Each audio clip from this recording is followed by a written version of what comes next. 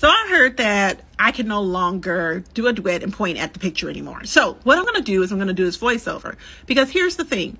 You may miss the opportunity of what's happening in this video if you don't adapt. What he's doing in this video is where content creation is going. This is the future of content creation, right? So I want you all to pay attention to this. Go take a look at his video, his original video. I actually need for them to come out with a feature where I can talk and you can also hear what the person is saying, because now I'm talking, you can see what's on the screen, but you don't know what the heck he's saying.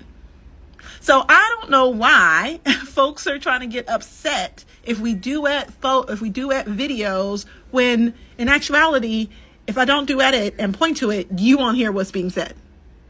And I want you to hear what's being said because it's important. It's great. It's good. He has really great content. He's telling a story here. And this is where content creation is going. So that's basically what I'm saying in here, because y'all couldn't hear me because I don't have any headphones so that I can record this video. I had to do a voiceover. So anyway. So now I can't just point no more. I got to actually do a duet like this, voiceover. And then now y'all can't even hear what the heck he's saying. You can read the titles. You can read the captions. But you get to miss all of that goodness because y'all want me to point. This is content creation.